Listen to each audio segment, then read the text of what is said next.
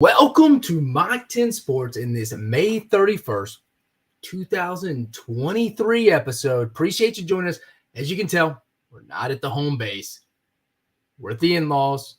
Appreciate my two in-laws, Jay and Kate Jenkins, allow me to use their studio to film this before we go on a family beach trip tomorrow. So I was not going to leave the fans hanging. We're going to get the episode in. We're just not doing it from the home base, the Mach 10 studio. But we're still going to give you some great information. We got a ton to discuss. I just wanted to kick it off. Hey, I promised you the Michael Lombardi episode. It got posted yesterday on Tuesday the 30th on podcast. Sorry we couldn't get it up from a video standpoint, but we got it up from an audio standpoint. Great interview talking about just different philosophies. Bill Walsh, Al Davis, Bill Belichick, just culture of those guys, future of scouting, his most important statistic in football, stuff like that. Go check it out on all podcast avenues, Spotify, Apple, Google, all that stuff. Go check it out there. Just wanted to get that out there. But it is officially NCAA Tournament time in baseball. We're going to go over it all. I'm going to bring on Trey Hebert. Used to play football at Southern Miss. He wrote for College Baseball Central. He's also my cousin. Knows a ton about college baseball. Me and him will break down the whole bracket.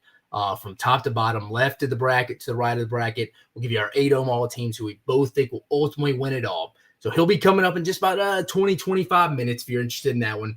It's SEC meetings down in Destin, Florida. All the ADs, all the coaches of all the sports go down, meet, discuss a bunch of stuff on the agenda. We will talk about that agenda, my thoughts on that stuff going on. A lot to digest with a lot of information to discuss. And then I gave you the best worst case scenario for every SEC West team last time. I'm about to give you best worst case scenario for every SEC East team as we head into 2023 season. But as you know, we always start the show off portal wise, really nothing in college football right now, but from a college basketball standpoint, remember today, as I'm talking to you, midnight, got a couple hours left. Today is the last day to withdraw your name from the NBA draft. So really, honestly, a lot. I'd be lying to you if I said a couple. We got a lot of good information coming out about some guys that are coming back to school and some guys that are staying in the draft. Leading off with Kentucky's own Big Blue Nation, Oscar Tshiebwe. We've seen him play his last game at Kentucky. Thought he may come back. Maybe some NIL stuff get worked out. But Oscar Tshiebwe is staying in the draft from a Kentucky standpoint. From some Kentucky standpoint, from other guys, we haven't heard yet. Antonio Reeves, Chris Livingston from Kentucky. We have not got any news yet. Remember, you have till midnight tonight.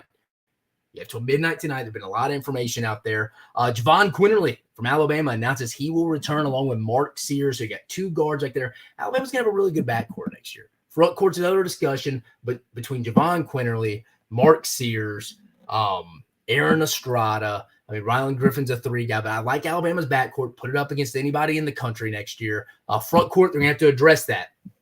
Speaking of front court, Josiah Jordan-James announcing he will return. He's going to take his name out of the NBA draft. He will return to Rocky Top. He's going to join teammates Zakai Ziegler and Santiago Vescovi. Again, Tennessee, I think, is going to be they'll have a high ceiling, but they always just have a high floor.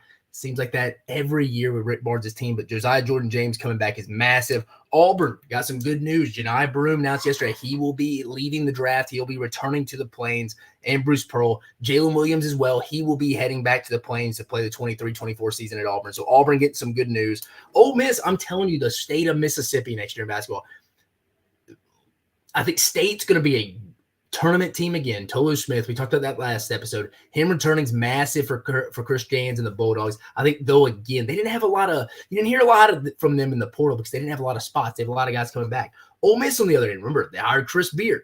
Your boy here, I was one of the few people to stand on the table and make, if Ole Miss wants to be committed to basketball, you hire Chris Beard. He was the best coach in the market last year. A lot of off-the-court stuff. We're not going to get into that. But Chris Beard, excellent hire for the Rebs. They get good news as well. Matthew Morrell, their best player from last year, he is announcing he is returning to Ole Miss. Took his name out of the NBA draft. Also, Auburn transfer. Alan Flanagan will be transferring to Auburn. Connection there, his dad, Wes Flanagan, left Auburn staff. He is now in Chris Beard's staff. So this was in the works. This was to be expected. We knew this would be coming. But Alan Flanagan joining his father in Oxford to join the 23-24 season at Ole Miss. Terry Roberts from Georgia is not going to use his COVID year. He will not return to Georgia. Who else we missing there? We're still in our decision from Arkansas's Devo Davis and Jordan Walsh. Those are two big decisions right there. That will be interesting from that standpoint. And just looked it up now. Antonio Reeves will be returning. He will be returning to Lexington, so he will play next year at Kentucky. So Antonio Reeves is back, still waiting a decision on Chris Livingston. And then just some portal news for maybe a watch to be on your team. Grant Nelson, power forward, probably could play 3-4 spot. North Dakota State transfer, took his name out of the draft. Alabama's in this. I told you, I just mentioned Alabama had a lot of front court issues, some depth after Nick Pringle. Well, Grant Nelson could potentially help that. The North Dakota State transfer, big-time guy, finishes at the rim a lot. I really like what he brings. Just an overall fit in the NATO system very well. But he seems like right now, it's early in the stages from a portal standpoint, but between Alabama, Baylor, Florida State, and Iowa, expect Alabama to go all in on this one. But that is the transfer portal update as we stand right now from basketball. Nothing from a football standpoint, but a lot of NBA draft news. Pay attention to my Twitter. I will keep retweeting the John Rothsteins, Jeff Goodmans of the world when they get their sources out there. Trilly Donovan, if you're following him now recently, they have a lot of good info on the basketball portal NBA draft. But remember, tonight at midnight is that you got to have your name out of the draft by midnight tonight to play next year to be eligible for the 23-24 basketball season. But like I said, let's get down to the sandy beaches of Destin, Florida, where the 2023 SEC spring meetings commence. They talked about a lot. The main thing you're going to see, though, is the 8 or 9 game conference schedule that they're just continuing to go back and forth on. The big discussion will be staying in an 8-game conference schedule or moving to 9-game. And right now, I think I saw Hunter Yurchich come out and say, let's see what the chat, real basketball fans trending up, or you're right there. Hey, before we get in this a little bit, you're right there, Mark Hopper. You're right. Rebs keep trending this way. The state of Mississippi is going to be a basketball state here in a minute. Maybe not national championship standpoint, but expect some tournaments. Chris Beard's there 4 years. I expect at least 2 tournament appearances from the Rebels. Chris Jans already made the tournament last year. I expect with what he's got next year, a lot of those guys to come back and make another tournament run for the Mississippi State Bulldogs. But you're right. Exciting time for Mississippi State, or the state of Mississippi, from a basketball perspective. But back to the spring meetings in Destin. ESPN not required to pay any extra money for that in their current contract for that 9th extra game. So like Hunter Yurchich, Arkansas's AD, said, there's really no rush to make a decision right now. I think COVID showed they could schedule games a lot shorter time span than they used to. I mean, you see, they have these games scheduled years in advance, decades in advance. But I think they can do it in a shorter time span. But my point being, ESPN's not going to pay them any extra money than they would get for an 8-game schedule. So they're sitting there. That's $5 to $6 million extra dollars. People have been telling me that they would be missing out on. The SEC, the ADs, Greg Sankey, the commissioner of the SEC, thinks they will be missing out on it if they didn't get paid for that 9th game. So they're kind of thinking, why go play that extra game, put that wear and tear on our athletes if we're not going to get compensated for it. From a business standpoint, that does make sense. It does make sense. And I really don't know why we're rushing it. I really think what's going to happen is in the 2024 season, we're going to see the 8-game schedule. I think we're going to see the 8-game schedule. I know Nick Saban has been pushing the 9-game schedule, but then when he found out who the potential 3 common opponents are going to be between LSU, Tennessee, and Auburn, he did not like that. He's pushing for Mississippi State for some competitive ballots. I just don't see. I just don't see in 24 it going past 8. I think we're going to have a common opponent. I think if you go 9, you're going to have the teams like Arkansas, Mississippi State, Kentucky. That's 8 extra losses for some of those teams. So I think when the playoffs start in 24, I think you're going to see an 8-game schedule, and they're going to move from there because they don't know the lay of the land of how the committee is going to select teams in the 12-team tournament. Remember, it starts in 24. It's 12-team playoff. Starts in 2024. They don't know if you go play an extra conference game. Is a 3-loss SEC team going to get in? I don't know. Also, you're not getting paid an extra $5-6 million for that extra game. So there's really right now no incentive right now for them. Some of these teams could lose out on a bowl game, which to me, I mean, you're getting your money anyways. What's the point of going to the Music City Bowl or the Blue Mayo Bowl they play in Charlotte now? I forgot. I've been in that bowl game before, but I forget what the Duke's Mayo. I'm sorry. It is what it is. You're still getting your money in Kentucky. You're still getting your $50 million payout. I think it's stuff like that that is getting held up. But again, I think it's going to stay at 8 for 2024. They're going to see the lay of the land with the new playoff committee. Does this 9th game entice our chances to get more teams into the playoff from 25 and beyond, 26 and beyond, especially when you add in Texas and Oklahoma. How is that? But right now, here's how I think it's going to be a one permanent opponent with 7 rotation teams coming in from the SEC right now. I think Florida, Georgia are going to be the permanent opponent. They're saying South Carolina, Kentucky, Alabama, Auburn, Mississippi State, Ole Miss, LSU, A&M, Tennessee, Vanderbilt, Oklahoma, Texas, obviously, and Arkansas, Missouri. No surprise to most. Most people are going to assume that was what it was going to be anyways. But apparently got some heated arguments. I told you I'd talk about who I thought it would potentially be. We're getting into these arguments in these spring meetings. And honestly, if I had to guess, I think it's probably Mark Stoops, Shane Beamer, if I had to guess. Sankey said there was some potential guys getting into it. He didn't want to name any names. If I had to guess, people think it's always Nick Saban or somebody involved. Usually the guys that win a lot, like Kirby Smart, Nick Saban, Brian Kelly, you're not going to hear him. Nick Saban, obviously, he's going to vocalize, but you haven't really heard a lot, really, from anything from an NIL perspective, 9-game scheduling between Kirby Smart and Brian Kelly. The only thing Kirby Smart mentioned was it could potentially affect the SEC champion playing an extra game. So you probably don't. Now, again, you get a bye after that in the playoffs heading in 24. But if you're the team in the SEC championship you're already in and you lose, you don't get the bye. It's an extra game you're having to play. So I don't really know about how that's going to affect everything from that perspective. But another thing they addressed, storming the field. The league will discuss future punishments for schools storming the field and courts. I'm reading this right here. The league created a 3-man working group to come up with resolutions for fans storming the field. Now, hear me out. When you hear this 3-man working group, this isn't going to make any sense to you because these 3 teams, I mean, except maybe Kentucky, but let me get to the names here. The 3-man crew talking about the storming the field policies. Hear me out here. This is how much sense this makes. Josh Brooks, the AD from Georgia, Greg Byrne, the AD from Alabama, maybe the one that does fit, Mitch Barnett from Kentucky, the AD from Kentucky. Why are those 3 on a committee talking about how to handle teams storming the field? Those fields I can't tell you the last time Georgia stormed the field. I can't tell you the last time Alabama stormed the field. Honestly, both those stadiums would be hard as hell to storm the field. And then Kentucky, football, sure. Basketball, no, you're not going to see it. I just thought there was a 3 random. I know they have a lot of saying power in that league, but 3 guys that really have never had to deal with that. So why would you get Danny White. I mean, he dealt with the whole thing with Tennessee last year. Get South Carolina, get Ray Tanner on there. Guys that have had to deal with this situation. That's the problem with college athletics right now. We have a bunch of people making decisions that have never sat in these chairs or been in these situations. It really makes no sense to me. Sorry, going off, old man yelling at the cloud from that perspective. Potential punishments mentioned, which these are so extreme. Forfeiting a game, take away a future home game, or a bowl ban. Doubt any of that happened. It would be a ruckus. Can you imagine in Knoxville, Tennessee, if you were telling me they beat Alabama like they did on a last-second field goal last year, and because they stormed the field, they had to forfeit the game? Good luck with that. Or, hey, sorry, that game against Kentucky in 2 weeks, boys, we're moving that game from you. Now, they may not do it that season, but the next year, hey, I know you played Florida at home, or you played Alabama in Tuscaloosa. Well, you're going to have to go back there again, back because you stormed the field. Stuff like that is not going to happen. It makes no sense. Let's see what else. They're trying to send players to the stands to celebrate. Not like that, kind of like basketball. If you watch Auburn basketball games, I think Auburn's players do a good job of going to their jungle student section and celebrate with them. I think that's how they kind of want to do that. A little tougher for football from a safety standpoint of your players and stuff like that. But that's another issue they brought up. So we talked about the 8-9 game conference schedule, storming the field with 3 guys that I don't really think they really know how to handle that. I mean, they said it doesn't happen a lot at their schools. And then finally, sports gambling.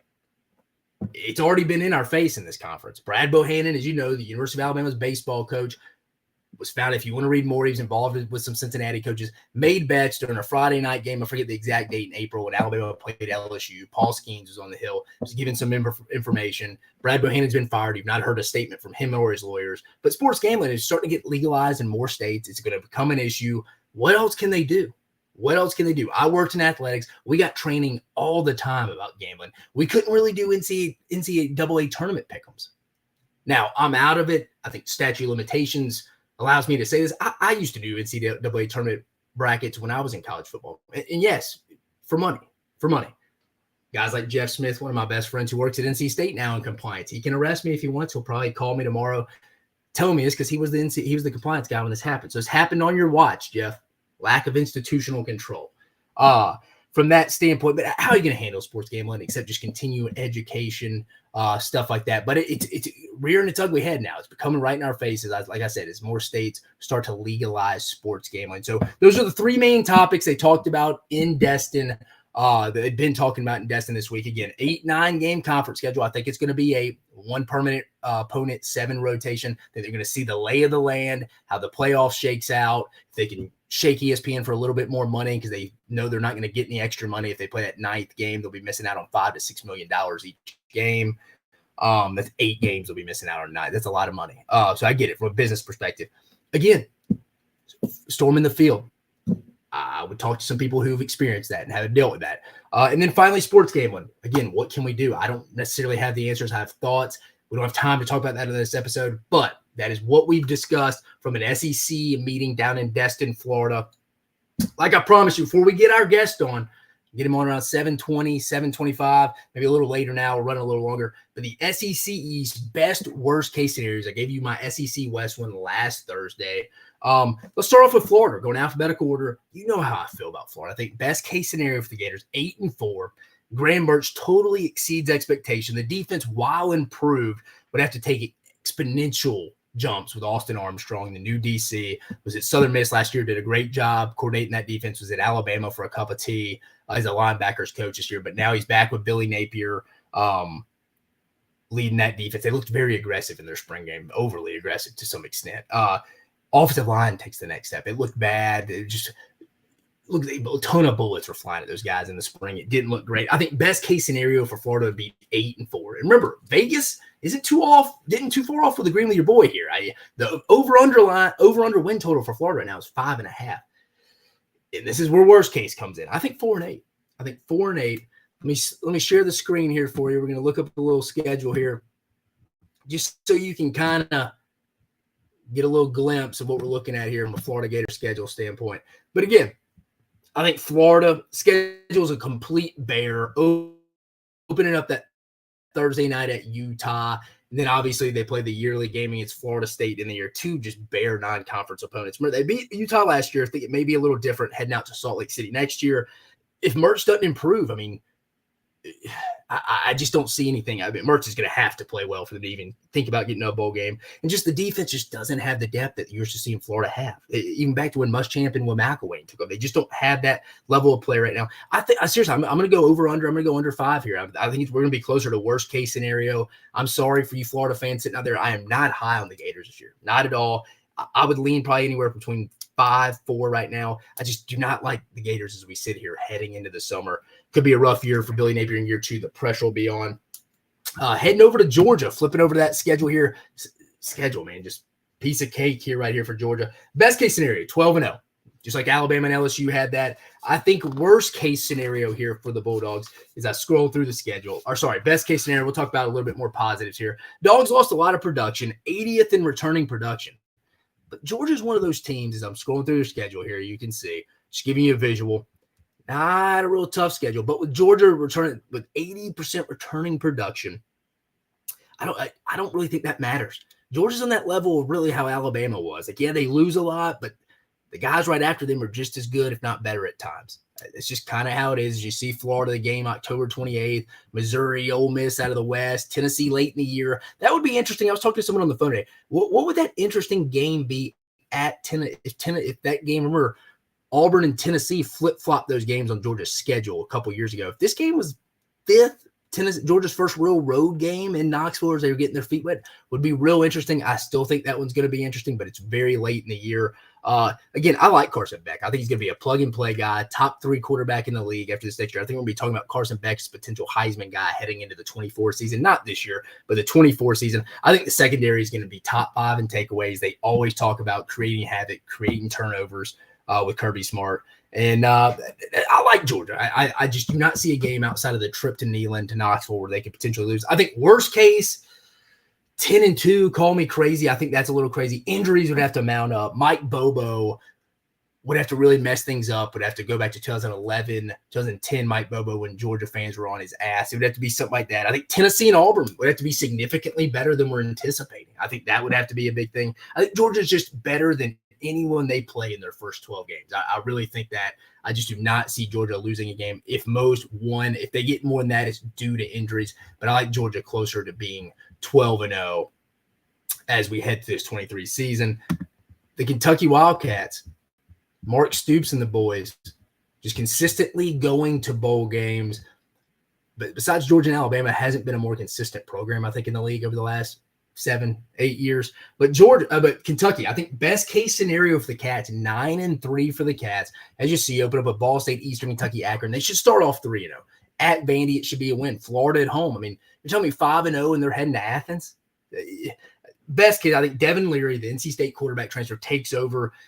Not as athletic, doesn't have the arm as Will Levis. Most don't, but I don't think there's a lot of drop-off for him in that best-case scenario, 9-3. I think at 9-3, guys like Marquise Cox and Cortland Ford would have to come in ready to go on the offensive line.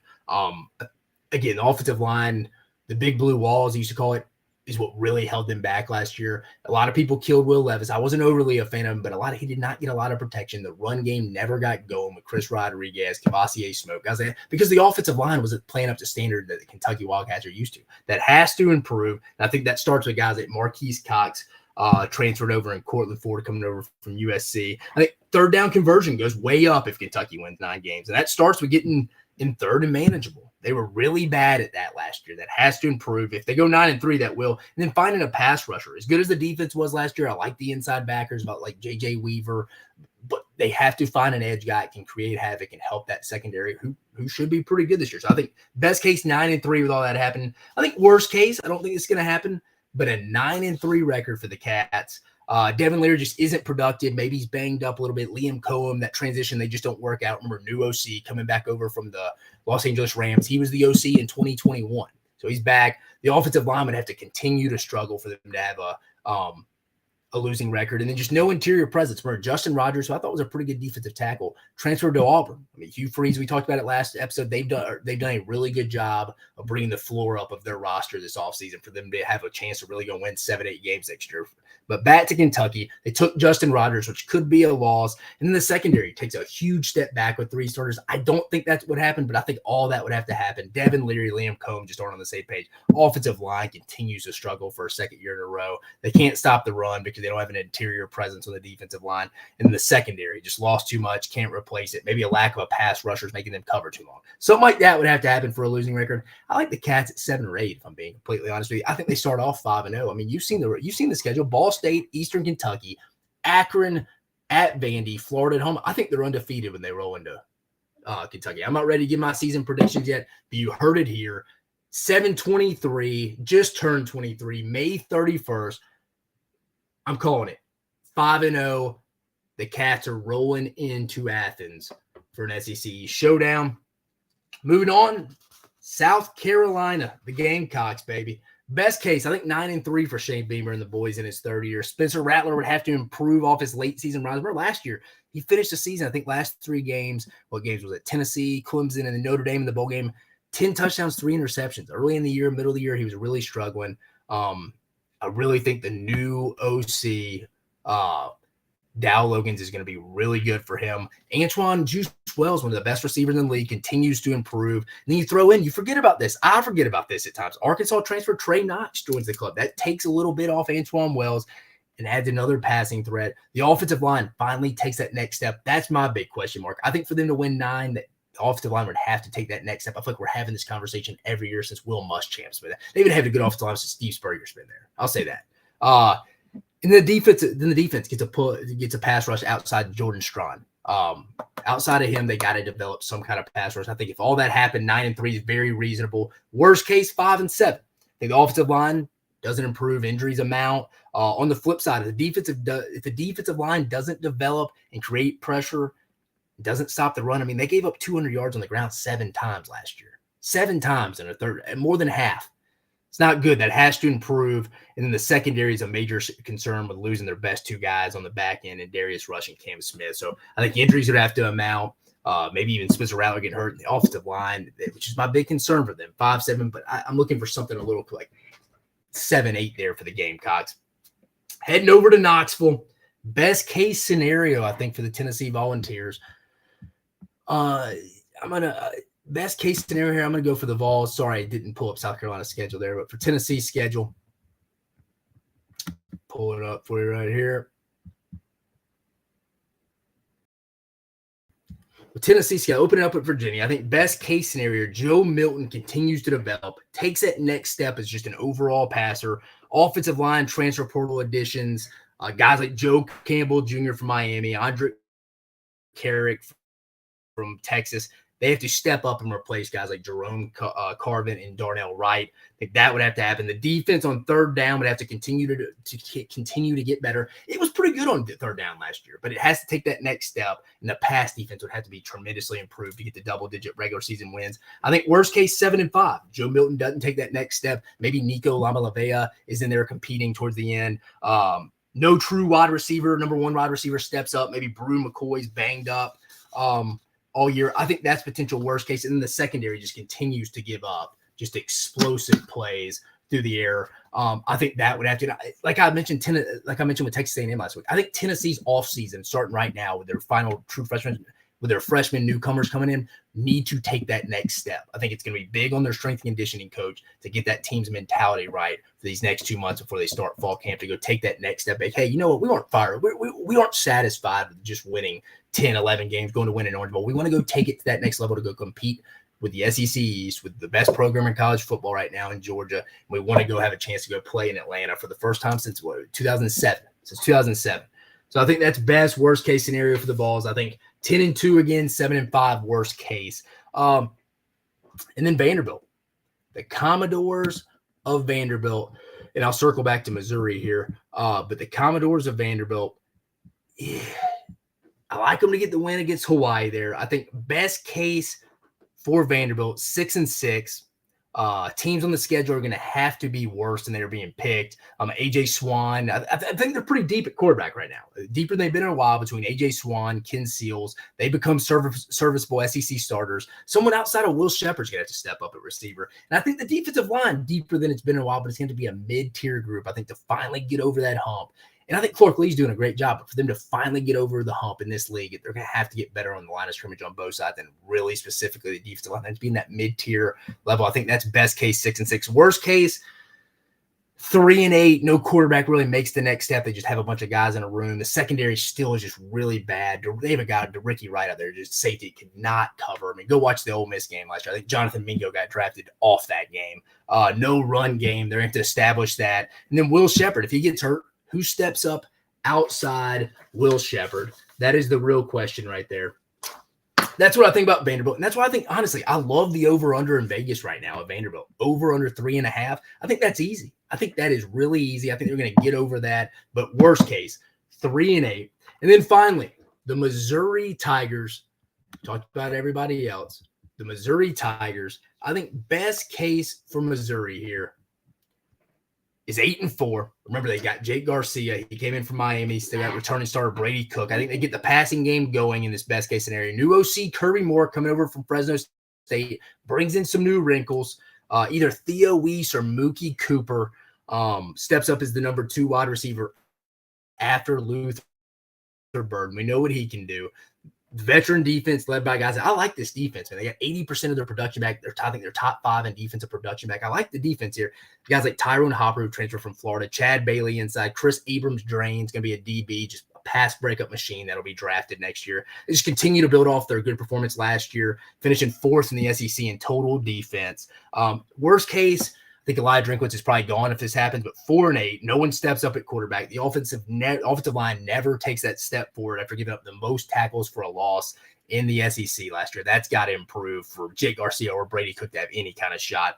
And the defense just takes on a lot of injuries. I trust the defense. I think if the injuries mount outside of their control, that'll be bad. But I think if they stay healthy, they have a lot of production, a lot of good players back. I think they'll have a real shot. I think Tyrone Hopper's an NFL guy. Like I mentioned, Chris Abrams-Drain's an NFL guy. I think they got enough on defense to go to a bowl game.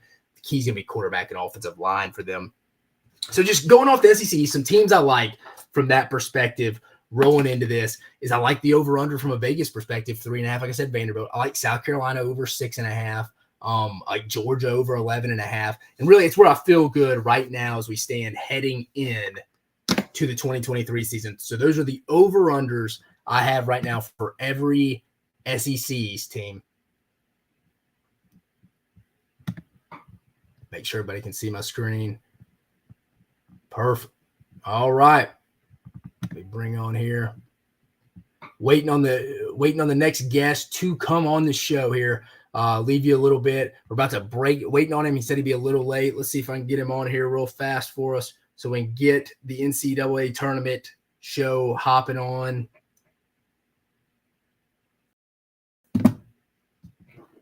But no, so they announced the NCAA regional this past week. We got a lot of good regional. Remember, eight SEC teams getting in. He should be getting on anytime soon.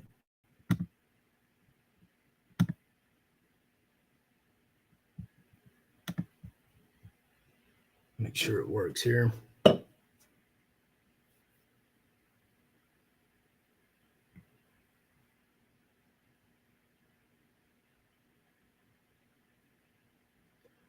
But as we wait for Trey, we got 8 SEC teams heading into the NCAA tournament.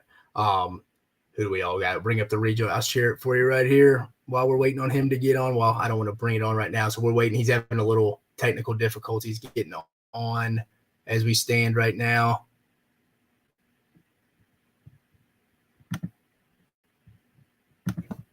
One second.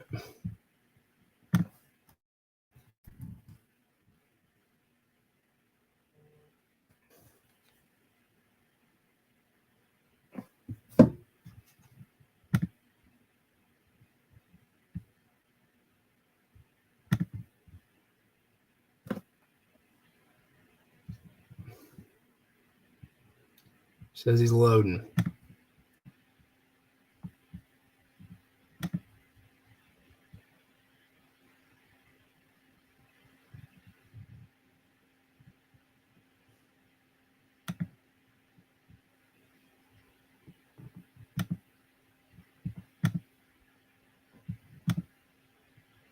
One second. Sorry about this, guys. Just trying to get him.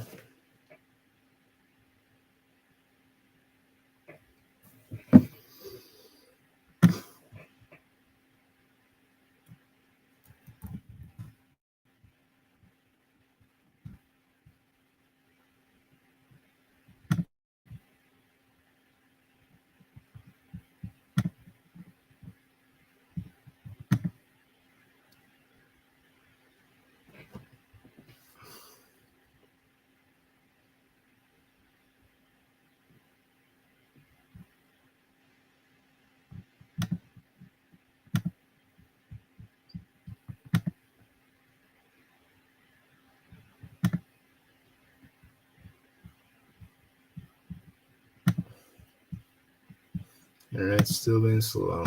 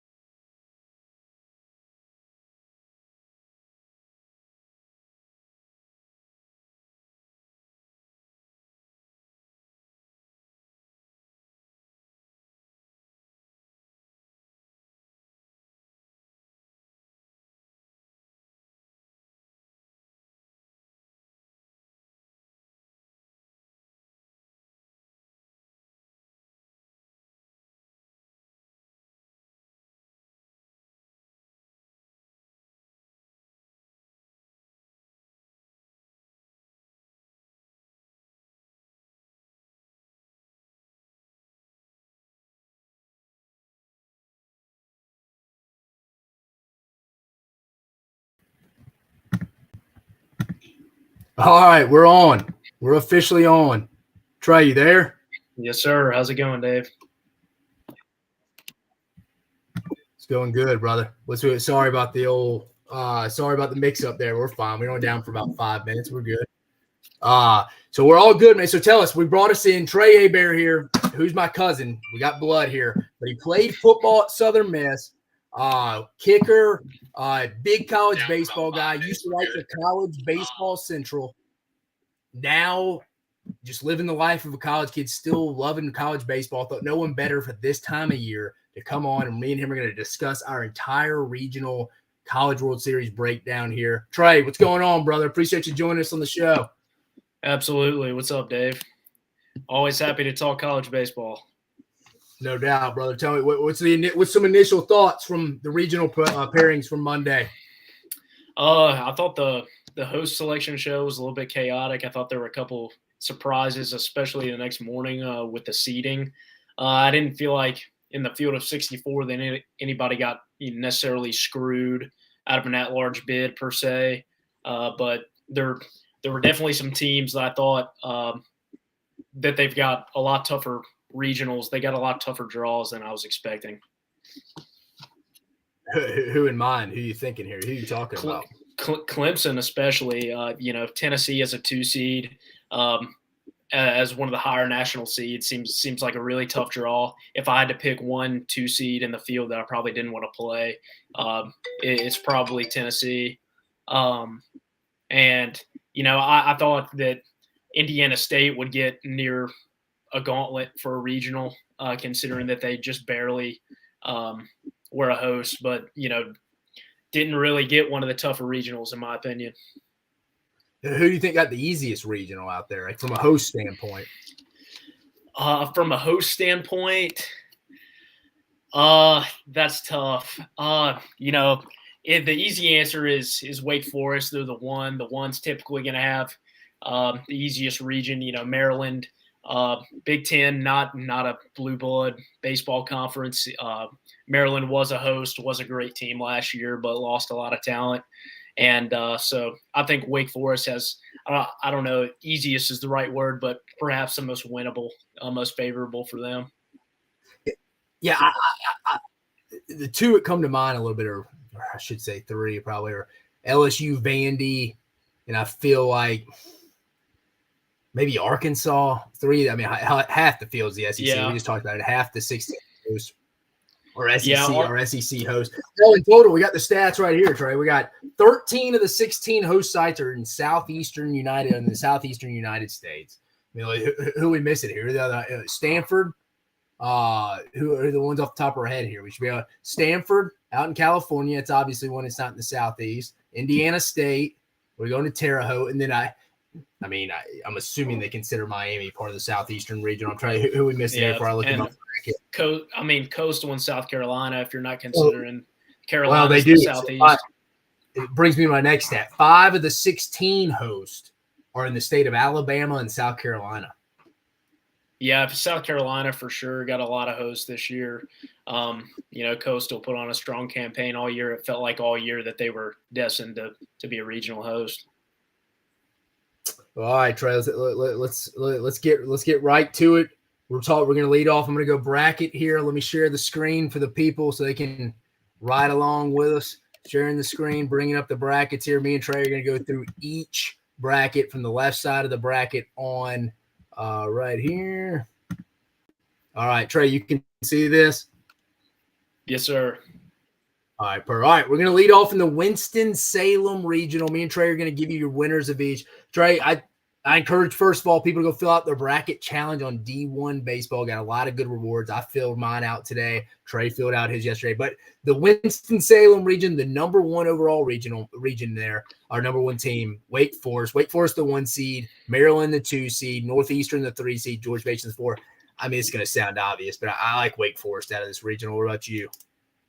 Yeah, absolutely. I've got Maryland being the runner-up. They're being the number 1 overall seed in the field. That's a real curse. It is a real thing. I don't see anything crazy happening in this regional, but you look on later, something crazy could happen to them in the Super. Yeah, I think it's maybe one of the guys on D1 baseball thought they had a harder regional than Alabama did, and Alabama was the 16 seed. But Yeah, speaking of it's Alabama, possible. first time hosting a regional since 2006. Remember, we talked about it. Brad Bohannon gambling on the team. The team has been phenomenal since he has left. But to the point, Jason Jackson's done a great job with that team. I saw Greg Byrne got asked at SEC Media Days, will he get the head job? He kind of avoided it, just said he's done a great job since he's been around the team, which I agree with. But Alabama, the 16, they'll be the 1 seed in the Tuscaloosa Regional. Boston College, who could come in a little pissed off. They thought they maybe should have got a host, filled that Northeast region for the NCAA tournament. Number 3 seed, Alabama's very familiar with them. Troy's very familiar with them. Nicholls State is the 4 seed, who actually have a really good ace to open up, so it should be a little tougher for Alabama than expected. Trey, what thoughts on the Tuscaloosa Regional? Yeah, I think it's overall a good matchup for Alabama. I do like Troy as the runner-up, though. Decent showing in the Sun Belt tournament. They've got a really potent offense. Shane Lewis with an unbelievable year. 28 home runs in the regular season. Unheard of, honestly. Just great power, veteran lineup. I like the Trojans to give a good fight, but Alabama eventually coming out on top.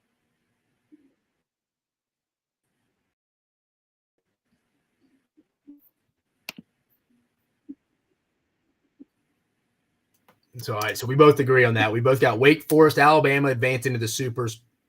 Staying on the left side of the bracket, heading over to the Coral Gable regional, we got Miami is the 1 seed, Texas is the 2, Louisiana, the Raging Cajuns coming in at number 3, and the Maine Black Bears as the 4 seed.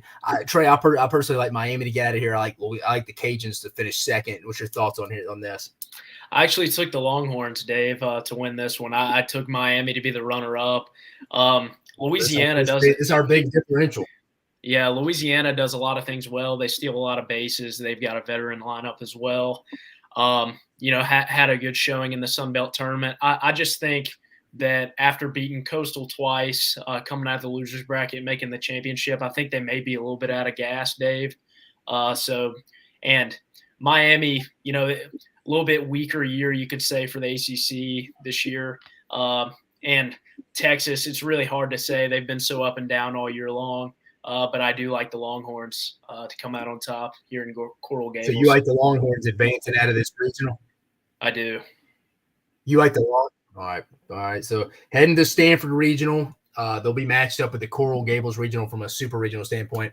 Stanford will go Stanford Cardinal, the number 8 overall seed coming in. Texas A&M from the SEC heading over the West Coast. They usually send an SEC team over there as the number 2 seed. Cal State Fullerton. I mean, you college baseball traditionalists, you're used to Cal State Fullerton being good. I think college baseball is better when they're good. They're the 3 seed. And San Jose State is the 4 seed in the Stanford Regional. Trey, I'll be honest with you. I think I like Stanford here. Would not shock me if Texas A&M won this regional. Scrappy team, kind of boring to watch if you're not a real big baseball fan, but they are a scrappy team. Pitching will be big for them. What can Nathan Detmer do for them? But I do like Stanford to advance in their home regional. What say you? Yeah, I mean, I think it's easy to pick most of the 1 seeds in the regionals, but I actually like Texas A&M here. I think what their pitching staff showed in Hoover this past weekend really impressed me. I never would imagine in the first half of the season that they would have made the championship game in the SEC tournament. So, they fought really hard in that game against Vandy. Really impressive pitching staff, the way they've developed. I'm going to give Texas A&M the edge over Stanford. I picked Stanford as the runner-up here. So Texas and Texas A&M. Texas A&M was one I wanted to pick here, but I just think Stanford's got. Yeah, Texas A&M was one I wanted to go. I was leaning them a little bit, but I ended up sticking with the Cardinal. A lot coming back from their College World Series team last year. I mean, they went 2 and out, but still a lot. I think Stanford advances. So that would set up. I got a Stanford Miami Super Regional. Trey, you have a Texas versus Texas A&M Super Regional. Yeah, I think would be really exciting for the state of Texas. That rivalry has kind of died out in the last couple of years. So, yeah, I'm going Texas and Texas A&M for a thrilling super. Which would bring up an interesting point. Who would host that regional? I mean, I don't know. Yeah, I mean, Yeah, it usually it's the highest seed in the regional, but not always because both teams have to put in a bid for the super regional. So you could have a team that is in the lower national seed regional get that super because the NCAA likes their bid for a super regional better. But with two good facilities in Texas and Texas A&M, I would imagine that the higher seed there would get that And they're, and they're, super. and they're both the number 2 seeds. Yeah, Right. that would Yeah. be interesting. Yeah. Right. Hey, for entertainment purposes, we can cheer for that one. Yeah. All right, but absolutely. heading down to the Bayou, who I think this is one of the easier regionals. I think LSU's got an easy path to Omaha, in my opinion.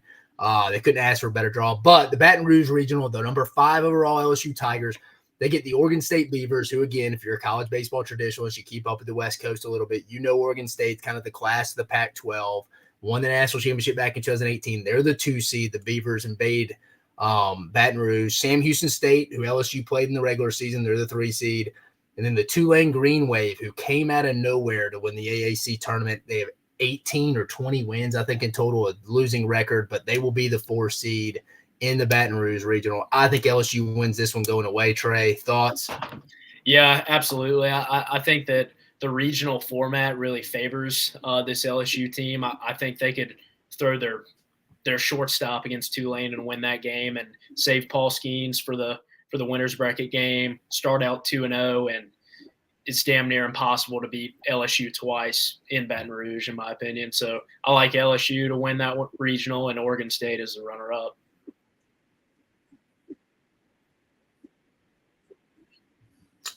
Heading to the Lexington, Kentucky Regional, they will be paired with the Baton Rouge Regional from a super regional perspective. Hey, did you hear about the lodging from this regional from a Kentucky standpoint, about how these teams are staying in a dorm? I think except I forget which one. Wild. West Virginia or Indiana said, "Screw it, they're going to bust from a hotel in Louisville." Yeah, and I don't. So apparently, there's some big country music festival in like big softball. I just don't know how is Kentucky, who was supposed to be pretty good this year, who was probably hoping to host, how you do not have that prepared. Very interesting dynamic there. They're going to charge them like $90 a night to stay at the dorms, hooking up TVs. That'll be an interesting. But to the actual on-field play, the 12 seed Kentucky Wildcats are the 1 seed in this region. West Virginia, who was in the race to host, but went 2-out in the Big 12 tournament. They're the 2 seed in Lexington. Indiana makes a short drive over. They're the 3 seed. And then Ball State, who's not a bad squad, comes in as the 4 seed. I mean, out of this, I mean, I'll take Kentucky's small ball approach at home. I kind of lean they could be up on upset. Them in South Carolina and Auburn from an upset standpoint from the SEC for the host teams. But I'll take Kentucky getting out of this. Yeah, wild situation with the host there. Yeah, you would think that that's something the NCAA would have to look at, a country music festival. Pretty insane that some teams having to stay in dorms. But I actually like the Mountaineers, Dave. I'm going to take West Virginia.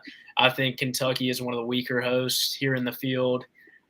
West Virginia, the Big 12 kind of down this year, but they were solid in the regular season. I think they got up to number 5 in the top 25 at one point. I never thought they were necessarily that caliber of a team, but I really like what they can do.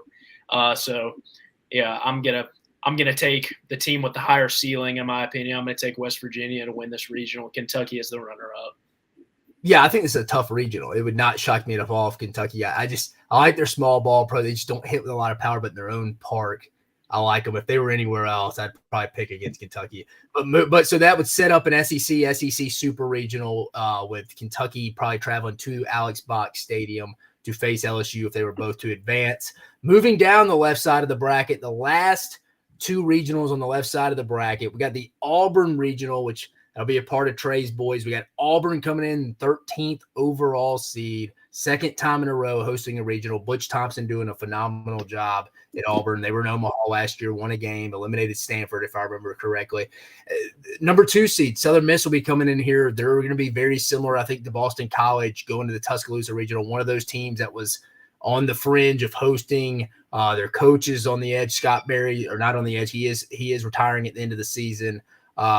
The 3 seed, the Sanford Bulldogs, I think a pretty weak 3 seed, if I'm going to be completely honest with you. I honestly think the 4 seed's a hell of a lot tougher than the 3 seed, in my opinion. I like Penn, the Quakers, baby. They already got 3 or 4 guys committed to Texas and Texas A&M. A weird deal heading over there. They got guys fighting for a regional and national championship on a current team that will be transferring to somewhere else. They've already announced it. But the Ivy League champions, the Quakers, will be at Plainsman Park.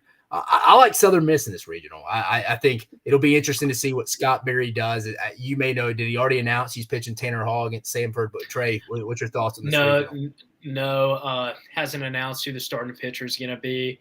But knowing Scott Berry and how he's operated in the past, I would imagine that Hall is going to take the mound game 1. Honestly, I would – I'm a firm believer in it's usually your best interest to pitch your horse game 1, but I think this is one of those rare circumstances where if we're truly playing to win the regional, it's a lot better for us to save Hall for game 2. I agree. And Auburn doesn't really have an ace. I mean, since Gonzalez, not Jacob Gonzalez, it's almost shortstop. Gonzalez for Auburn, since he has been out for majority of the year, they've had to stick with really Tommy Vale, who's real hit or miss. I think Southern Miss has the pitching advantage, especially Tanner Hall is the best pitcher in the regional. Obviously, I think this is a tough region for Auburn. I mean, I don't think Penn's a guaranteed win. Auburn doesn't really have an ace. I think Southern Miss gets out of this regional. I think Southern Miss is the 2 seed. It wins this regional. You agree with that, Trey? Have you made your pick yet? Yeah, I took the Golden Eagles here, Auburn as the runner-up. Yeah, as a Southern Miss guy, I'm thrilled about this draw. I was thrilled on the selection show. I thought maybe we were going to get shafted and sent to Fayetteville or Baton Rouge and have to fight for our life out there. And that, no knock against Auburn, but I just think this is a good draw for Southern Miss, especially if Tanner Hall is on the mound for that winner's bracket game. So we both have the Golden Eagles advancing to the Clemson regional winner, the 1 seed, the fourth overall seed. Clemson Tigers won, I think, something like 18 in a row, coming off an ACC tournament championship. They get a tough 2 seed, in my opinion. The Tennessee Volunteers from the SEC roll over. Tennessee a little bit underachieving this year. I think people expected a little bit more out of the pitching staff. You have Dolander. It's kind of been real hit or miss. Beam has kind of been their guy. Drew Beam's kind of Drew Beam. They moved Chase Burns to the bullpen. I think it's helped them a little bit. So same rotation they had last year. Remember, Tennessee lost in the Supers. Does this team have a chip on its shoulder? They struggled away from home. I kind of like Tennessee a little bit. Charlotte, the 49ers will be the 3 seed, and then Lipscomb will be the 4 seed. I'll be honest with you, I got Tennessee coming out of this regional. I got Tennessee advancing to the Super Regionals to face Southern Miss. Yeah, I'm the same way, Dave. This one was really hard for me. Clemson's probably the hottest team in college baseball right now. I just think the ACC was a little bit down this year, typically speaking, and I just think Tennessee has the higher ceiling. You mentioned that that tandem of pitchers they've got. It's just hard for me to imagine that pitching staff doesn't make it past this regional. They've been kind of hit or miss all year long, but I think this is where they turn it on and kind of catch their zenith here. So I like the Vols to play Southern Miss in the Super. All right, moving over to the right side of the bracket before we circle back to the Super Regional matchups. We got the Gainesville Regional, the number 2 overall seed Florida Gators hosting the number 2 seed UConn Huskies will be coming into town. They were in a Super Regional last year. Believe they went to – where did they stay? They went to Stanford last year, won game 1, and then Stanford took the next 2 in the Super Regional. Then the Florida A&M Rattlers will be the 4 seed in Gainesville.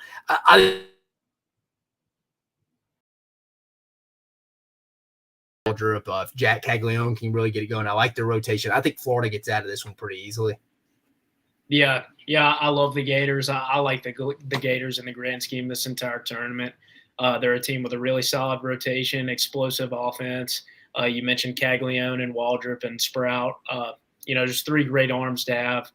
Definitely would favor them in this regional. Although definitely thought that they got a tougher draw than I was expecting. UConn, a really solid 2 seed, borderline host, and then Texas Tech. We know what they're capable of in the NCAA tournament. So we both got the Gators advancing the Supers. They will face the winner of the Columbia, South Carolina regional. This is a little one. It's up for debate. A lot of people did not think South Carolina, myself included, should have hosted. Lost like 6 out of their last 7 series. Really kind of crawled to the finish line, but still got the John Cohen, the NCAA tournament, baseball tournament committee said they looked at the resume as a whole, and I understand that. But it is what it is. They're hosting a regional now. They're the 1 seed. They're facing another team like Southern Miss, Boston College. I thought they should have hosted a little bit in the Campbell Camels. NC State, who a team has just kind of been on fire. Like it's had a lot of postseason success. They were a team, COVID got canceled out in the semifinals. A little bit of America's team from that standpoint. You cheer for them a little bit. And then a team, I think it could be similar to Penn versus Auburn. We always, the NCAA basketball tournament has the 5-12 upset. Baseball has the 1-4. If I'm taking right now, my 2, this is one of them. I like Central Connecticut potentially against South Carolina as the 4 seed, just like I like Penn against Auburn in that 1-4 seed matchup. Who I think gets out of this regional? Oh, man. I'm going to go NC State. I'm going to go the Pack. I think the Wolf Pack, the first 3 seed in my bracket to advance to the Supers. I think the Pack advance. Yeah, this one was a little bit tougher. I'm right there with you, Dave. I could really see South Carolina dropping this first game. I like the Campbell Camels. They're one of the most electric teams in college baseball if you watch them. They just make a lot of things happen with the bats, a lot of extra base hits. They're a really aggressive team. I like them to win this regional. I thought they were somebody that should have been strongly considered as a host, and I like NC State as the runner-up. I just don't see South Carolina making much noise. They've done really nothing in the last 2 months or so for me to say that they're a lock for a Super. Yeah, so we're both not high on the Gamecocks. We both have the same. So you have Campbell advancing out of the Columbia region. I do. All right, so you have Florida and Columbia. I have Florida and NC State heading to the Conway regional. We have the Sun Belt regular season champs, the 10th overall seed, Coastal Carolina Chanticleers, hosting at their very small park. I mean, I think it's a major advantage for Coastal here. They'll host 2 seed Duke, who's had a phenomenal season in the ACC. Then UNC, who is it? UNC, who am I missing here? UNC Wilmington will be the 3 seed out of here. Then Rider will be the 4 seed out of this. I have Coastal advancing out of this regional. Duke a little bit. Duke may be my little rub, but I think Coastal being at home, I'm going to give the Shots the edge here. Yeah, I'm the exact same way, Dave. I think that Coastal, they've got one of the most explosive lineups in the country. I think their pitching's a little bit troublesome. I'd be a little bit worried if I was the Chanticleers, but like you said, them being at home, very hitter-friendly park, and they're second in the country in runs scored a game. So you can count on them scoring 9 or 10 runs, especially at home. So I like them to advance with Duke as the runner-up. Agree. I just think the launch pad at home is key for the Shots. So I think they advance. And they will advance to play the winner of the Charlottesville Regional, hosted by the home team, the number 7 overall seed. Again, if you're a college baseball traditionalist, you see this V a lot. The Virginia Cavaliers, been in Omaha numerous times. They're the 1 seed. Number 2 seed, I think Cliff Godwin has done a really good job with this East Carolina program. They're the 2 seed, the Pirates. Oklahoma Sooners roll in as the 3 seed, and then the Black Knights roll in is the 4 seed. I'm going to go with the Cavs. I'm going to go with the Who's here. I think the Who's advance to face the Shots here in the Super Regionals. What about you? Yeah, that's one of my more bold upsets. I like the Pirates in this regional. Ever since about 2015, 2016, East Carolina has been just about a shoe-in for a Super Regional every year. They're looking to make the hump. They've never made the College World Series.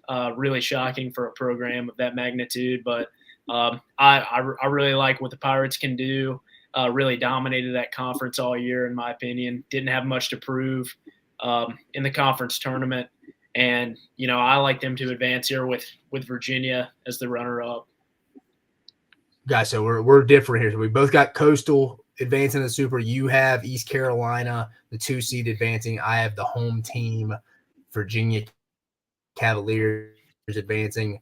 Heading to Nashville, Music City. We're going down Broadway for a minute, Trey. We got the 6th overall Vanderbilt Commodores, I believe they have a nation's leading now 17 straight regional appearances for Tim Corbin and the Vanderbilt Pro. Tremendous job by Timmy Corbs.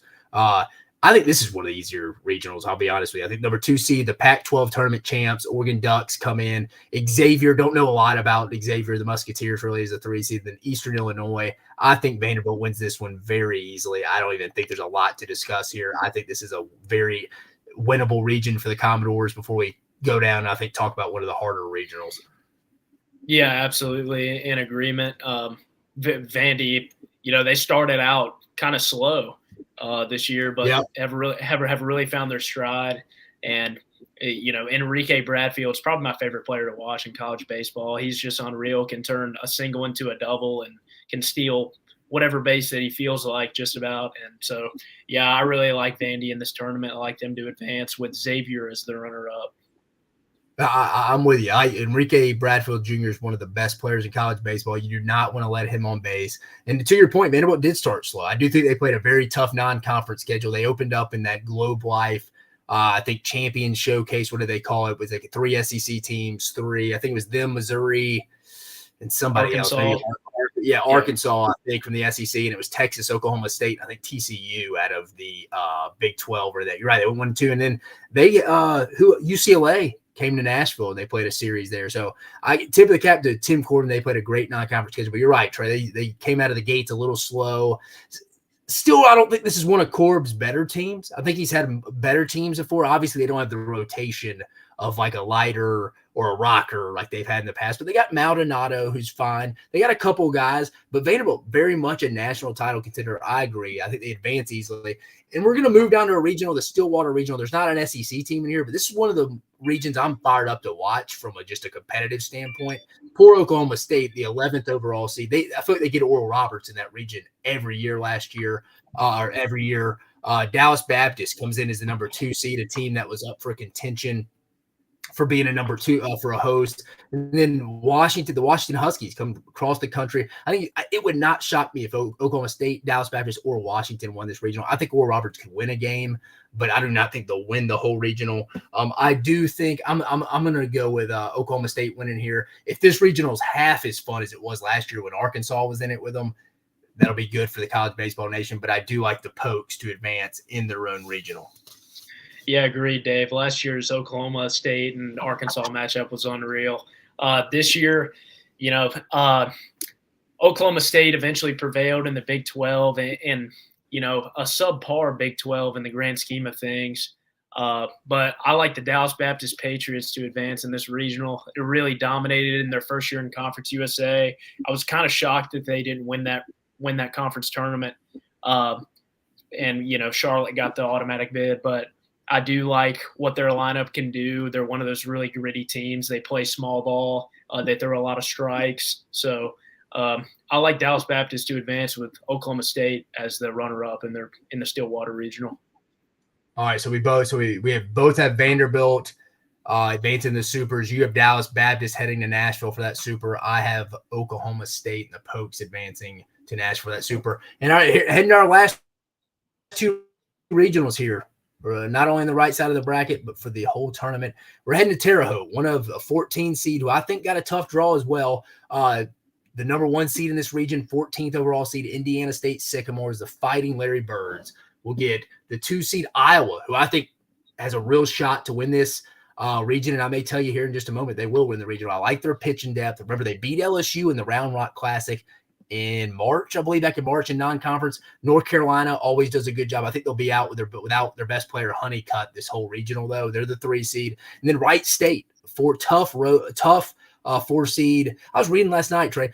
Every player that plays at Wright State gets a tattoo when they graduate. It's like all these guys are in a fraternity. Weird little tidbit there. But my point, I like the Iowa Hawkeyes to get out of this regional. I'm going to go with the pitching depth of the Hawkeyes. The Big 10 gets a representative into the Super Regionals. Stamp me, baby. I think the Hawkeyes will be heading to Super Regional play, baby. I'm in agreement, Dave. I'm going to take the Hawkeyes to win this regional. Bold statement here. I think that the Indiana State's going 2-Q.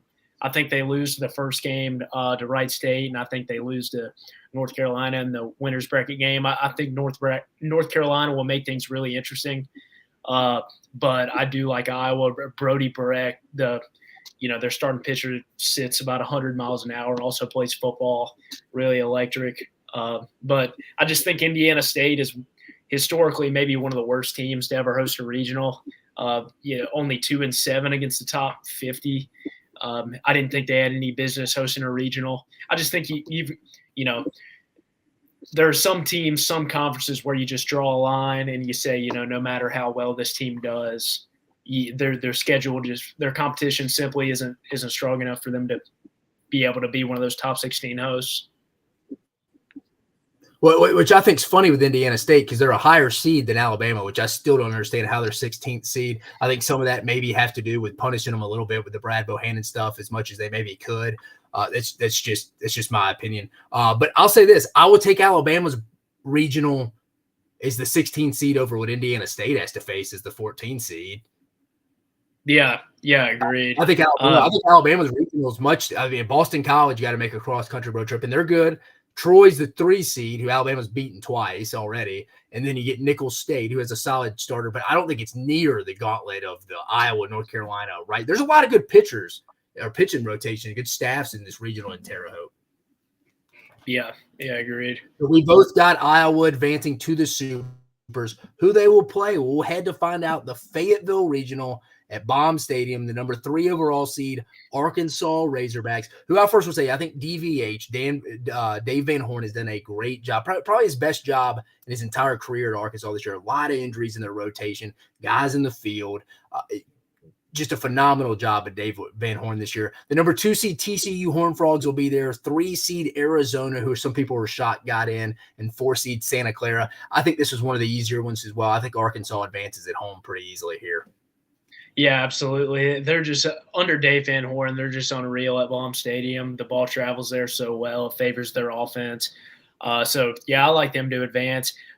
This one was kind of a toss-up for me as the runner-up. I am going to take TCU, although I feel like Arizona is a tough matchup for them. And Santa Clara is actually not a horrible 4 seed, but I do like the Hogs here. So we both got Arkansas advancing to play Iowa in a super regional. So we'll go back to the left side of the bracket. We'll talk super regionals, best out of 3 series. Me and Trey both have Alabama heading to Winston-Salem to play Wake Forest in the Supers. Trey, who do you got here advancing to Omaha? I got Wake Forest, just top to, but not just their starting rotation, just that entire staff, top to bottom, is one of the most impressive pitching staffs I've ever seen. And we said the same thing about Tennessee last year, and they got upset by Notre Dame in a shocker. And that number 1 overall seed that curse is a very real thing. But I do like Wake Forest here to advance to Omaha. Hey, Trey, it's superstition. You're right. The number 1 overall seed hadn't won it since I think '99 when Miami won it. I think it ends in the Supers again, just like Notre Dame ended Tennessee last year. I'm going Alabama, making Omaha. The Tide, the first team in Omaha, stamp them, first time since 1999. It's the common year. 1999 is going to be a common year. The last time the number 1 seeds won it all, and the last time Alabama's been there, stamp the Tide, a veteran squad. I know Wake Forest is a veteran squad, but the veteran squads win in these tournament type formats. We've seen in the basketball tournament, we see in baseball, these older squads advance and do well. And that's what I like Southern Miss down the line too. And we'll get to that in just a minute, but I'm a veteran guy, guys that know how to win in critical situations. So Trey, you got Wake Forest as your first team punching their ticket to Omaha. I got the Alabama Crimson Tide. I think we're a little different on this heading to this super regional. Coral Gables match up with Stanford. You had Texas and Texas A&M. Who you got winning that super regional, Trey? And let's just say this is played at Bluebell Park. Let's just say this game's played at Bluebell. Series played at Bluebell Park. Who you have winning this regional? I've got Texas A&M, Dave. I just their pitching staff has really just caught fire and found their zenith here the late part of the season. I really like what they showed in Hoover, and I know it's not really orthodox to base an entire season based on what they did in the conference tournament, but this was a team that had high expectations going into the year. Had a really slow start in league play and is finally kind of starting to catch their stride and, play to the ability that everyone thinks they can. Yeah, you like Slosh and the boys. You see Slosh is refusing to do TV interviews in the dugout now because every time he's in the dugout. I saw that. Bad stuff happens. The last one he did, I think the right fielder misplayed a ball. It should have been a fly ball out that he misplayed, and they end up getting a double off of it. For everybody who doesn't know what we're talking about, so Jim Schlossnagle is A&M's coach. It's in his second year. As you know, if you watch any college baseball, really any sports now, they interview most of these coaches except football in the middle of a game. So they'll have Schloss on the innings. This was really the SEC tournament and some during the SEC play. Anytime he was on with the crew broadcast crew, so like Trey mentioned, a right fielder would drop a routine fly ball or somebody hit a double off the wall or they'd have a pass ball for a run. What could happen happened from a negative standpoint for Jim Schlossnagle at his A&M squad. So he just walked away. He just took the took the headset off. Stop the interview. So he's done with that. Trey has the Aggies as his second team, though, advancing Omaha. Me and you had we had two different super regionals here. I had Miami traveling to play at Stanford. I think Stanford's going to make it back for a second year in a row. Again, I'm going with the vet teams here, guys that have been there. I like the Cardinal to get to Omaha. You like A&M. Heading down to the next super regional bracket, I think we had the same. Well, we had two different ones here. I had LSU versus Kentucky. You had LSU versus West Virginia. Trey, who's advancing to Omaha, the Tigers or the Mountaineers? So, really bold statement here, but I'm going to take the Mountaineers to advance. It's hard for me to imagine, even if the Big 12 is weak this year per se, it's hard for me to imagine Omaha without a single Big 12 representative. Like I said earlier, I think the regional format really favors LSU and their ability to save Skeens for the winner's bracket game and to advance. But I think that their pitching woes are going to start to show in the super regional round.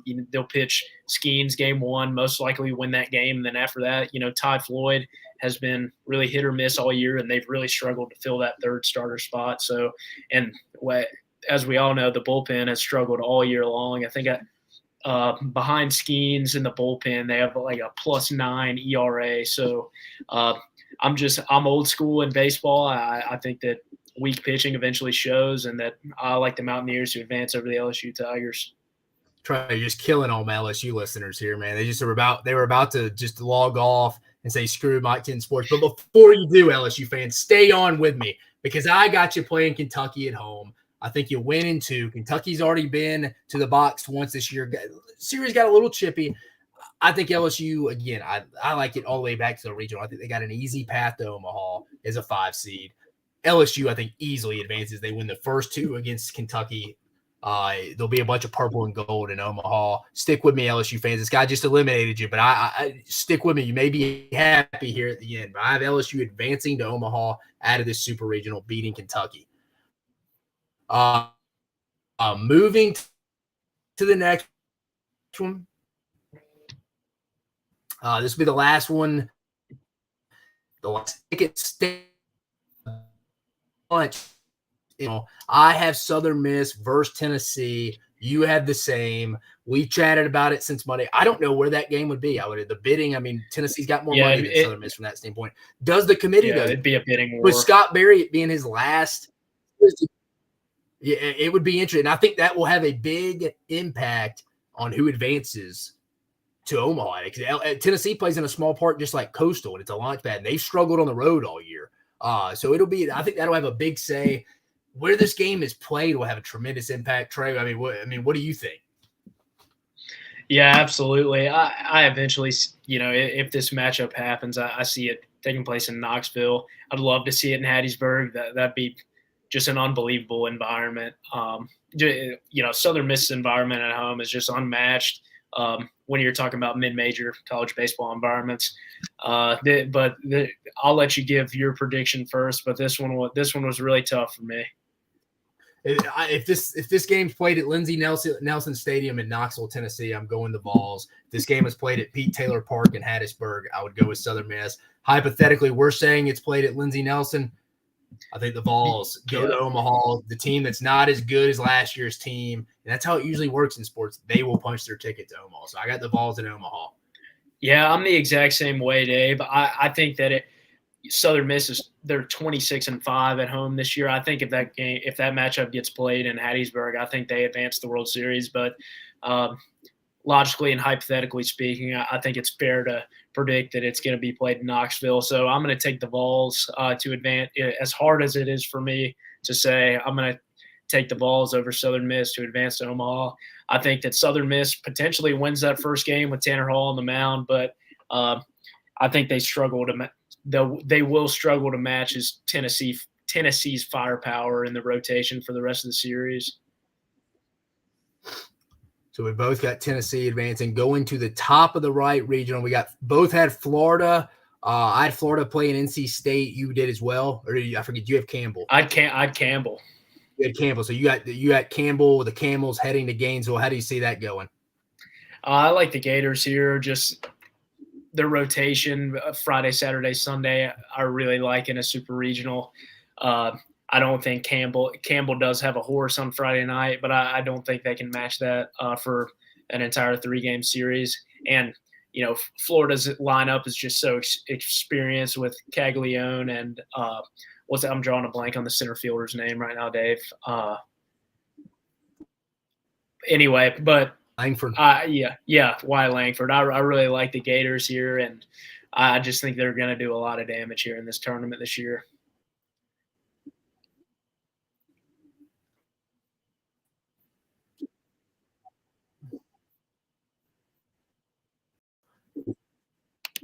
Yeah, so I had Florida, NC State. I do think NC State traveling a game. I do like Florida heading to Omaha. Heading to the next super regional. We had the Conway regional paired up with the Charlottesville regional. I had Coastal Carolina versus Virginia. You had Coastal Carolina versus East Carolina. I mean, I think Virginia is going to get this done. It'll be in Charlottesville. I think that's a big deal because Coastal's similar to Tennessee. The park plays to the bats. I do like Virginia to get back to Omaha, a place they're very accustomed to being to. What say you? Yeah, I had Virginia losing in the regional to the Pirates of East Carolina. This one's really hard for me too. I've got the Carolina matchup with Coastal and ECU, but again, see this matchup being in Conway, South Carolina, and I think that inevitably favors Coastal. And the ECU curse in the supers is very real. I think they've got the most super regional appearances in the nation without a College World Series appearance. So I like the Chanticleers of Coastal Carolina to punch their ticket to Omaha here. Shots going to Omaha. All right, well, I got Virginia. And this is the last super regional pairing. We got the Nashville regional paired with the Stillwater, Oklahoma regional. I have Vanderbilt versus Oklahoma State. Who we got? Oh, sorry. Yep, we got two more. So I got Vanderbilt advancing to the super regional to host Oklahoma State. I think Vanderbilt gets that done. I think Tim Corbin and the Doors, just like Virginia, I just talked about. I know that you have Virginia losing in the regionals, but I think we're going to see some traditional teams this year. I have Vanderbilt advancing to Omaha out of that super regional. What about you? So baseball's a crazy game. I feel like there's always a clearly stronger team that just somehow doesn't get it done. It happens at least once every year. So this is that instance for me. I'm going to take the Dallas Baptist Patriots to advance to Omaha over Vandy. Vandy clearly the more talented team, clearly the higher ceiling. But I just think Dallas Baptist is a difficult matchup for them a lot more than people think. They're able to make things happen. They're not going to try to outslug Vandy. They're going to play small ball. They're going to steal bases. They're going to make things happen. And I think they're going to give Vandy some fits. So I'm going to take them to advance. And then moving to the official last one, the Terre Haute Regional matched up with the Fayetteville Regional. I have the Iowa Hawkeyes versus the Arkansas Razorbacks. I like Arkansas, I like Dave Van Horn and the boys to advance to Omaha once again. Yeah, I'm the same way, Dave. I really liked North Carolina in the regional before, they lost Vance Honeycutt, one of my most favorite players to watch in the tournament. But I do like Arkansas over Iowa in this circumstance, also in Baum Stadium. They just play so well at home. They have for such a long time. Ball travels well there, hitter-friendly park. Hard to win when you got 15,000 people calling the Hogs. So I like Arkansas to punch their ticket here in the Fayetteville Super Regional. Well, that sets up. We got 8 teams. I'll read you my 8. We both know them. I wrote down yours. You tell me Stanford, LSU, and Tennessee in bracket 1. Bracket 2, I have Florida, Virginia, Vandy, and Arkansas. So that would give me 5 SEC teams in Omaha out of the 8. Trey, you tell me, you correct me if I'm wrong here. You got Wake Forest at a bracket 1, A&M, West Virginia, Tennessee. Moving to bracket 2, you have Florida, East Carolina, Dallas Baptist, and Arkansas. Coastal. I took Coastal to advance. You got Coastal. So Florida, Coastal, DBU, and Arkansas in bracket 2 for you. Yep, that's right. All right, you went. Trey, tell us who your champion is. Or you went all 1 seeds, all hosts in your top 8, didn't you? Yeah, I did. I wasn't a big bubble fan this year. I think it's a big top heavy year this year. But Trey, tell us before I get into mine who's the championship series, who's coming out of bracket 1, who's coming out of bracket 2, and who wins it all. You know, it's really tough, but I like Wake Forest to win bracket 1. I've said it a million times. The number 1 overall seed curse. It's the realest curse in sports. I could see them, like Dave predicted, I could see them losing in the super regional somehow. Just one of those series that doesn't really make sense. But I just think from their top to bottom pitching staff just favors them so much in a tournament like this. So I like them to advance out of bracket 1, and I like the Arkansas Razorbacks out of bracket 2 for the national championship series. Who you got winning it? I got the Hogs, man. They're just playing well at the right time. I really thought after they beat LSU and Hoover that they were going to win that whole tournament. Didn't have a whole lot to prove in that tournament though. So, we talked about it while the tournament was going on. You get to Thursday or Friday in the SEC tournament, I think a lot of teams are kind of just ready to go home.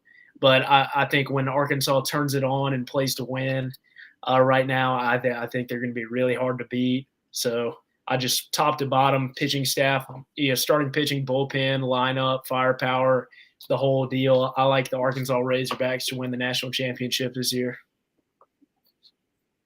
I like it. Well, I got out of bracket 1. I told you, LSU fans, if you stuck around, you would get some good news. I have you winning bracket 1. I think you're about to get hot. I think you have the best lineup in the bracket. I think you're going to get some pitching performances similar to Ole Miss last year that come out of nowhere outside of Skeens. I think LSU wins bracket 1. And I agree with Trey. I think Arkansas, I was back and forth between the Gators and Arkansas. I think Arkansas wins bracket 2, and I have LSU winning it all. I think it's going to go 3 games. I got LSU winning the whole thing. Me and Trey both agreed with Arkansas coming out of bracket 2, but I just think LSU they disappointed a little bit in the regular season. Didn't win the SEC. Didn't win the SEC West. Finished 3rd by SEC tournament seeding. A little bit underwhelming from this LSU lineup with all the transfers between Dylan Cruz wasn't a transfer, but Dylan Cruz. We had Tommy White, who's probably been the best transfer. Paul Skeens, we talked about him.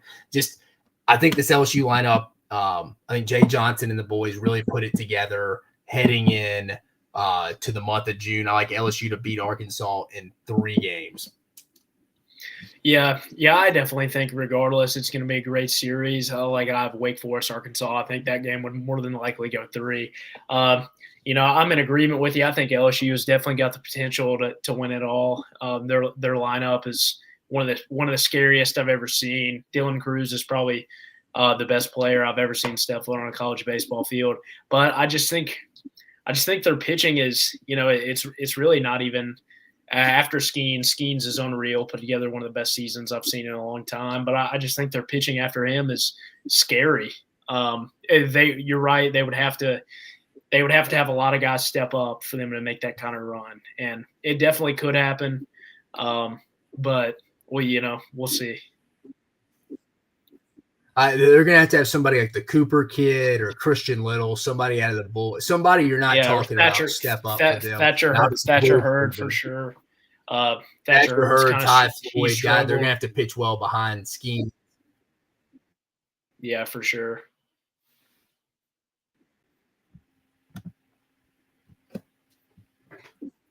No, but Trey, I appreciate you joining us, brother, on the show. You're one of the more knowledgeable, if not the most knowledgeable guy I talked to from a college baseball perspective on here. I appreciate you taking the time with us. That was a fun drill going through that. So we're both very similar where we're at from that perspective. You have Arkansas winning the whole thing. I have LSU beating Arkansas in 3. So we're on the same page from that perspective. But again, man, I appreciate you taking the time.